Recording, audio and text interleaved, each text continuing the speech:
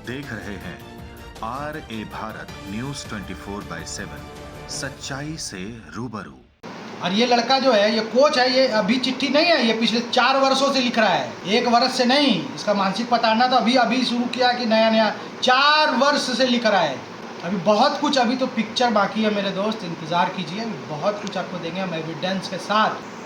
ये आपने बहुत अच्छा पॉइंट उठाया मनीष जी।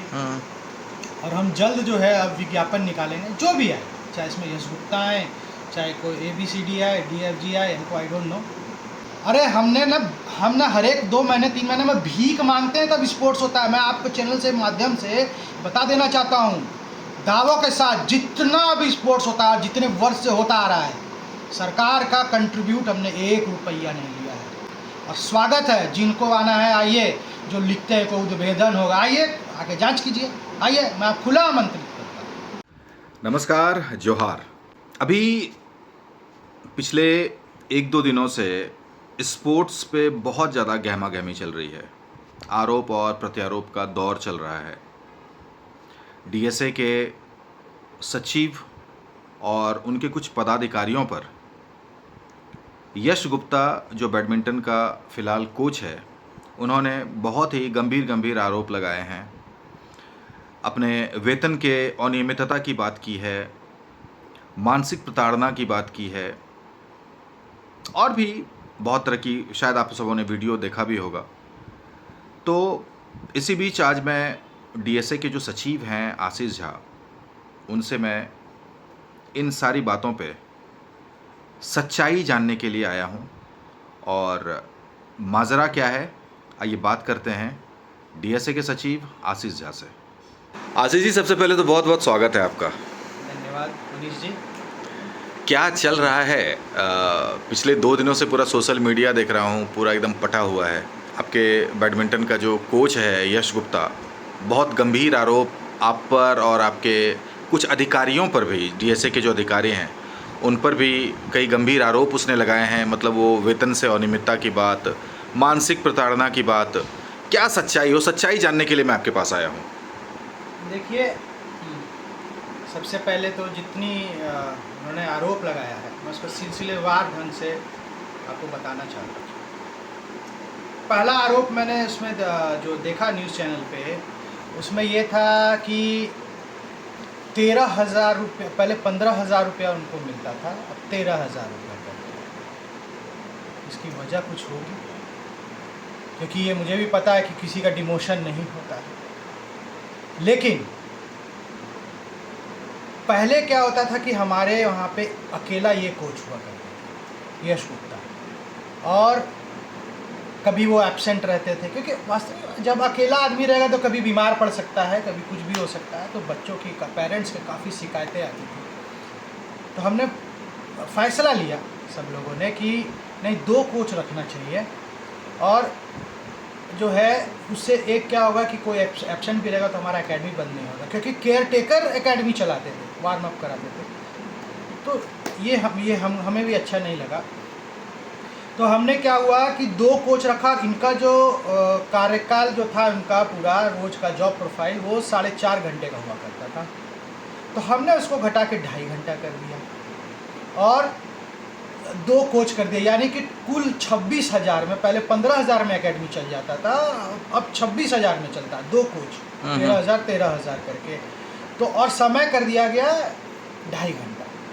तो भाई, जब आपका समय हम ही घटा दिए हैं और जो है आपका तनख्वाह हमने मात्र 2,000 कम किया, क्योंकि हम बोले कि नहीं, ज़्यादा कम नहीं करेंगे। ऐसा प्रस्ताव आया था कि 10,000 किया जाए, 10-10, 20,000, लेकिन हम बोले नहीं, ये बहुत कम हो जाता है, 13,000 पे कर लेते हैं। 13,000 पे किया। और दूसरा आरोप था कि फ़ी की बढ़ोतरी कर दी गई, लेकिन सैलरी नहीं बढ़ा, सैलरी घट गया।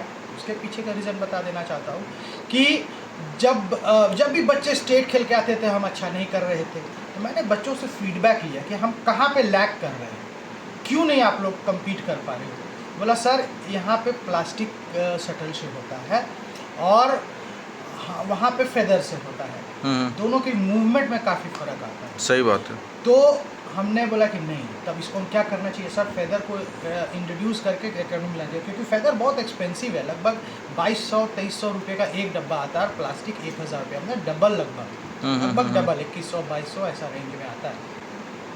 तो हम बोले बिल्कुल कर सकते हैं। तो अब इसको हमने क्या किया, हमने 350 रुपये बढ़ोतरी किया, क्योंकि एक तो डबल हो गया हमारा कोच का, 15 से 26 चले गए हम। शटल में हमारा जो 10,000 एग्जाम्पल दे रहे 10,000 आ रहा है, तो इसमें 20 से 22,000 आ रहा है, तो डबल बढ़ा। मतलब इसको थोड़ा सा डिस्ट्रीब्यूट कर लेंगे आपस में बच्चे, तो हो जाएगा। लेकिन हम एक हमारा क्वालिटी आ जाएगा फेदर का। और यही चीज़ अन्य जिलाओं में लगभग 2,000 और 2,200 का मंथली का फ़ी आता है। लेकिन चूँकि DSA जो है नो प्रॉफिट ऑर्गेनाइजेशन है, तो हमने बोला नहीं, हम 350 क्यों रखें, हम उसको 400 कर सकते थे, 1500 कर सकते थे। जब उसका निकाला पूरा खर्च और डिवाइड किया कि नहीं 350 रुपये लगभग करते हैं, तो हो जाता है, तो उतना ही बढ़ोतरी की गई। नंबर 2। नंबर तीसरा एक आरोप हमने वीडियो में देखा कि वो रांची गए प्लेयर के साथ और उनको पैसा नहीं दिया। जब टीम जाती है, जैसे कि सभी लोग जानते हैं, तो एक एसोसिएशन के तरफ से नियुक्त होता है, टीम मैनेजर जाता है, टीम कोच जाता है। और ये हमारे कोच महोदय मेरे को लास्ट डे जिस दिन जाना है, बोलते सर हम कल जा रहे हैं, कल क्लास ऑफ रखिएगा। हमने कहाँ जा रहे हो भाई, तो रांची जा रहे हैं। He is giving me the information. हमने उनको नियुक्त नहीं किया। हम बोले क्यों जा रहे हो तुम, पेरेंट्स जा रहे हैं साथ में, और तुमको क्यों जाना है, यहाँ पे क्लास हैम्पर होगा। अगर जाना होता तो मुझे एसोसिएशन बोलता, पेरेंट्स बोलते, तो हमारे सीनियर ऑफिशियल्स जाते, फिर तुमको नियुक्त करते, तुम जाते। लेकिन वो बोला नहीं सर हम तो जाएंगे। टिकट उन्होंने करा लिया पहले, मुझे कुछ पता नहीं, तो अपने आप जाएंगे, अपने आप कीजिए। अगर एसोसिएशन नियुक्त करेगा टीम मैनेजर तभी तो जाइएगा। मतलब प्रॉपर चैनल से वो नहीं गए। नो। उसके बाद तीसरा आरोप देखे कि कुछ पदाधिकारी उसका मानसिक प्रताड़ना कर रहे हैं, पैर छूने से मना रहे हैं। अरे मनीष जी, सारे स्पोर्ट्स पर्सन हैं, सबको पता है। ये बच्चे से जाके पूछिए, ऐसा क्या मना कर सकता है? कोई बेवकूफ़ है कि पैर छूने से मना कर सकता है? और ना तो आप प्रेस कर सकते हैं कि मेरा पैर छुओ, और ना हम मना कर सकते हैं, वो अपना विवेक है। अभी भी बच्चे प्रणाम करते हैं। मैं जाता हूँ अपने सीनियर्स का, तो मैं रांची में जहाँ भी जाता हूँ, हमारे सीनियर मैं प्रणाम करता हूँ। ये फौज और स्पोर्ट्स ये डिसिप्लिन से चलता है। और ये चीज़ उन्होंने आरोप लगाया बिल्कुल निराधार है। मानसिक प्रताड़ना होता ना, तो अभी पिछले महीने ही ओलंपिक डे में सभी कोच को सम्मानित किया गया, जितने भी कोच हैं उनको भी किया गया। अगर मानसिक प्रताड़ना करता तो उनको शायद, हमको लगता है कि नाम नहीं करता। ये लोग सब मिलकर एक उन्होंने ये बनाई थी कि किनको सम्मानित करना है, तो हमको लगता है कि इनका नाम नहीं दे सकता, नहीं देता। मानसिक प्रताड़ना करना था तो यही, मानसिक प्रताड़ना तो यही होता है। सम्मानित किया गया सभी कोच को, तो विशेष ऐसा नहीं कि इन्हीं को किया गया, सभी कोचेस को किया गया। तो मानसिक प्रताड़ना कहाँ से हो गई? और जो है इनका, जब आप शेड्यूल देखेंगे आने का, ये मेरे से डिमांड कर रहे थे कि मुझे फर्स्ट बैच दिया जाए। और सबसे बड़ा इनका क्या है कि क्योंकि मैं इंडिया लेवल तक में भी कैंप में रहा हूँ, और टाइम का जो वैल्यू होता है ना, वो बहुत ज़्यादा इम्पोर्टेंट होता है।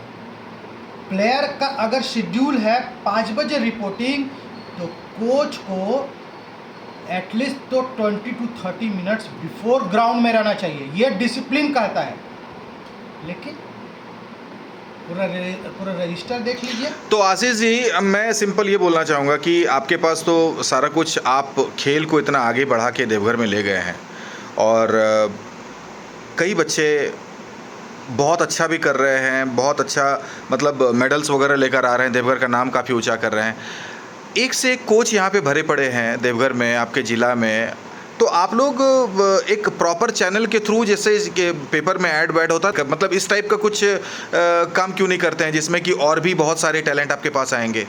बिल्कुल, मैं आपके बात से सहमत हूँ। और मुझे अभी 1-2 एप्लीकेशंस भी आए इस मामले में, शिकायतें दर्ज की गई हैं कि आप जो है क्या आपने विज्ञापन के थ्रू कोचेस को लिया है क्या? क्योंकि यहाँ पे और भी टैलेंट है, हम लोग क्यों नहीं, वो लोग क्यों नहीं। ये आपने बहुत अच्छा पॉइंट उठाया मनीष जी। और हम जल्द जो है अब विज्ञापन निकालेंगे, जो भी है, चाहे इसमें यश गुप्ता आए, चाहे कोई ABCD आए, DFG आए, हमको आई डोंट नो, एक कमेटी बनेगा और इस पर एक विज्ञापन निकालेंगे। आपके सुझाव को हम एक्सेप्ट करते हैं, अभी एग्जीक्यूटिव कमेटी में हम इसको लेकर के आएंगे और इसको जल्दी एक विज्ञापन के माध्यम से जो टैलेंटेड है, जो सबसे बेस्ट रहेंगे, जिनका सबसे ज़्यादा अच्छा रिकॉर्ड होगा, जिनका सबसे अच्छा ज़्यादा मतलब कि स्टेट लेवल, नेशनल लेवल में जीतने का सर्टिफिकेट्स होगा, पढ़ाई में एकेडमिक होंगे, जो सरकार का जो गाइडलाइन चलता है, सरकार जैसे ये कोचेस का नियुक्ति करती हैं अभी डे बोर्डिंग वगैरह में, हम उसी के आधार पर लेकर के आएंगे और जल्द ही इसका विज्ञापन निकालेंगे। तो फिलहाल जो यश गुप्ता ने इतने आरोप लगाए हैं, तो उस पे क्या आप लोगों की तरफ से कुछ एक्शन लिया जा रहा है?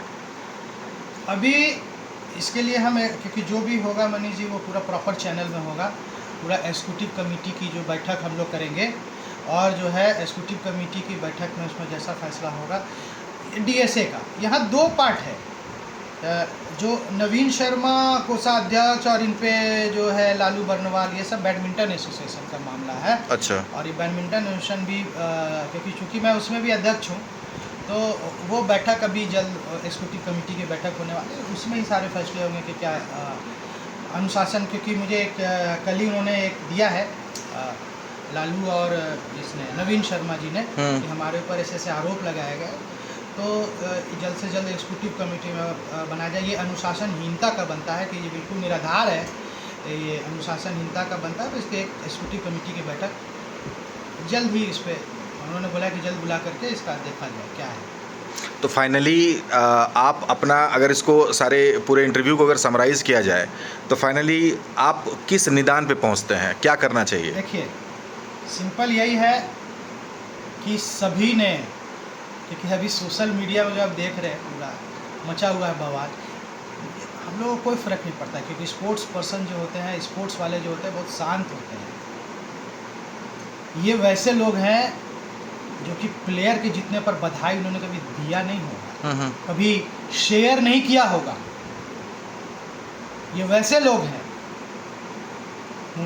कि जो प्लेयर्स इतने नेशनल स्तर पे जीत के आ रहे हैं, इतना राज्य हम लगाते रहते हैं समय समय पर, हम लोग कभी तो शेयर आप किया नहीं किसी।